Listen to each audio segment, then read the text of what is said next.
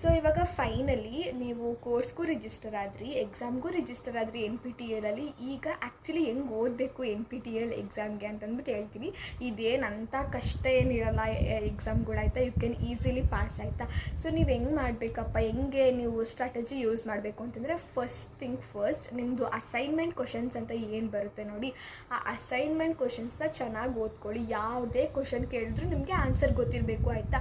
ಇವಾಗ for example 8 weeks ಅಂತಂದರೆ 8 weak assignment ನಿಮಗೆ ಬರಬೇಕು. ಯಾವುದೇ ಕ್ವಶನ್ ಅದರಲ್ಲಿ ಕೇಳಿದ್ರು ನೀವು ಹೇಳೋ ಥರ ಇರಬೇಕು, ಆ ಥರ ನೀವು ಪ್ರಿಪೇರ್ ಆಗಬೇಕು ಯಾವುದಕ್ಕೆ, ಅಸೈನ್ಮೆಂಟ್ ಕ್ವಶನ್ಸ್ಗೆ. ಆಮೇಲೆ ಇನ್ನೊಂದು ನೀವೇನು ಮಾಡ್ತೀರ ಗೊತ್ತಾ, ಅಸೈನ್ಮೆಂಟ್ ಕ್ವಶನ್ಸ್ನೆಲ್ಲ ಕಾಪಿ ಪೇಸ್ಟ್ ಮಾಡಿಬಿಟ್ಟು ನೀವು ChatGPTಗೆ ಹಾಕಿ ಆಯಿತಾ. ಸೊ ChatGPTಗೆ ಹಾಕ್ಬಿಟ್ಟು ನನಗೆ ಡೀಟೇಲ್ಡಾಗಿ ಆನ್ಸರ್ ಕೊಡು. ಲೈಕ್ ಫಾರ್ ಎಕ್ಸಾಂಪಲ್ ಯಾವುದೋ ಒಂದು ಫಸ್ಟ್ ಕ್ವಶನ್ಗೆ option C is correct answer ಅಂತ ಅಂದ್ಕೊಳ್ಳೋಣ.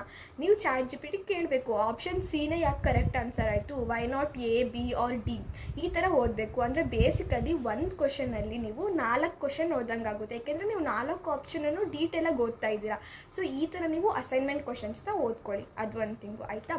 ಆಮೇಲೆ ಎಲ್ಲ ವಿಡಿಯೋ ಕೆಳಗೆ ಟೆಕ್ಸ್ಟ್ ಟ್ರಾನ್ಸ್ಕ್ರಿಪ್ಟ್ ಅಂತ ಬಂದಿರುತ್ತೆ, ಅಂದರೆ basically summary of the video ಅಂತ ಹೇಳ್ತೀವಿ ಆಯಿತಾ. ಅದನ್ನು ಕಾಪಿ ಪೇಸ್ಟ್ ಮಾಡಿಬಿಟ್ಟು ChatGPTಗೆ ಹಾಕಿ ಮತ್ತೆ ಇನ್ನೊಂದ್ಸಲಿ ಲೈಕ್ ಸಿಂಪಲ್ ಲ್ಯಾಂಗ್ವೇಜಲ್ಲಿ ಸಮ್ಮರೈಸ್ ಮಾಡು ಇದನ್ನು ಅಂತ ಹೇಳಿ ಆಯಿತಾ. ChatGPT ಮಾಡಿಕೊಡುತ್ತೆ ನಿಮಗೆ.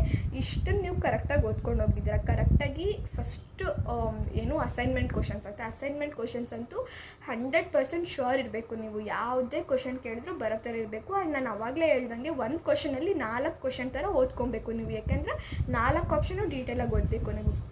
ಅದಾದಮೇಲೆ ಎಲ್ಲ ವೀಡಿಯೋ ಕೆಳಗೆ ಅದೇನು ಟೆಕ್ಸ್ಟ್ ಟ್ರಾನ್ಸ್ಕ್ರಿಪ್ಟ್ ಅಂತ ಇತ್ತಲ್ವ, ಅದನ್ನೆಲ್ಲ ಕಾಪಿ ಪೇಸ್ಟ್ ಮಾಡಿ ಸಮ್ಮರೈಸ್ ಮಾಡಿಸ್ಕೊಳ್ಳಿ. ಇಷ್ಟು ಓದ್ಕೊಂಡು ಹೋಗಿ ಆರಾಮಾಗಿ ಯು ಕ್ಯಾನ್ ಪಾಸ್ ಆಗೋದೇನೋ you can get like above 80% ಅಂತಲೇ ಆಯಿತಾ. ಸೊ ಆಮೇಲೆ ಇನ್ನೊಂದು ಏನಂತಂದರೆ, ಇವಾಗ NPTEL ಅಲ್ಲಿ ನೀವೇನಾದರೂ ಎಬೋ 85 ತೆಗೆದ್ರೆ according to them it is very good, like grade A.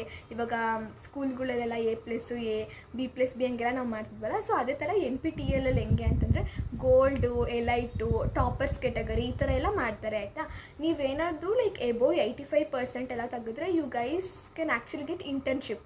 ಅಂದರೆ ನಿಮಗೆ ಇಂಟರ್ನ್ಶಿಪ್ನ ಕೂಡ ಆಫರ್ ಮಾಡ್ತಾರೆ ಇವರೇ NPTEL ಅವರೇ ಆಯಿತಾ. ಅಂದರೆ ಹೆಂಗೆ ಅಂದರೆ ನೀವು ಯಾವ ಕೋರ್ಸ್ ತಗೊಂಡಿರ್ತೀರಲ್ವ ಅದ್ರ ರಿಲೇಟೆಡ್ ಇಂಟರ್ನ್ಶಿಪ್ ಇರುತ್ತೆ. ಸೊ ನೀವು ಅದಕ್ಕೆ ಅಪ್ಲೈ ಮಾಡಬೇಕು. ಎಗೇನ್ ನೀವೇ ಖುದ್ದು ಅಪ್ಲೈ ಮಾಡಬೇಕು. ಅಕಸ್ಮಾತ್ ನೀವೇನಾದರೂ ಟಾಪರ್ ಕೆಟಗರಿಯಲ್ಲಿದ್ದರೆ ಮಾತ್ರ, ಯಾರ್ಯಾರು ಟಾಪರ್ಸ್ ಕೆಟಗರಿಲಿ ಬರ್ತಾರೋ ಅವರಷ್ಟೇ ಇಂಟರ್ನ್ಶಿಪ್ಗೆ ಎಲಿಜಿಬಲ್ ಆಗಿರ್ತಾರೆ ಆಯಿತಾ.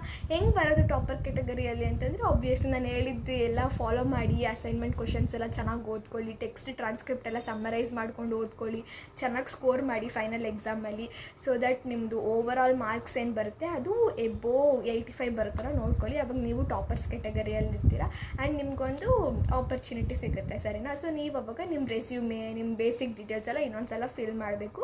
ಆಮೇಲೆ ಪ್ರೊಫೆಸರು ಅವ್ರು ಸೆಲೆಕ್ಟ್ ಮಾಡ್ತಾರೆ ಯಾರ್ಯಾರು ಸ್ಟೂಡೆಂಟ್ಸ್ ಬೇಕು ಏನು ಅಂತ. ಸೊ ನೋಡಿ, it's actually A very good opportunity ಅಂತ ನನಗೆ ಅನಿಸುತ್ತೆ. Make use of that. But ನಿಮ್ಮ ಇಂಟೆನ್ಷನ್ ಬರೀ ಜಸ್ಟ್ ಪಾಸ್ ಆಗೋದಂತಾರೆ ಇಷ್ಟು ಮಾಡ್ಕೊಂಡು ಹೋಗ್ರೆ ಸಾಕು. ಅಸೈನ್ಮೆಂಟ್ ಕ್ವಶನ್ಸ್ ಒಂದು ನೀವು ಕರೆಕ್ಟಾಗಿ ಓದ್ಕೊಂಡು ಹೋಗಿದ್ದೀರಾ ಅಂತಂದರೆ ನೀವು ಪಾಸ್ ಆಗ್ತೀರಾ.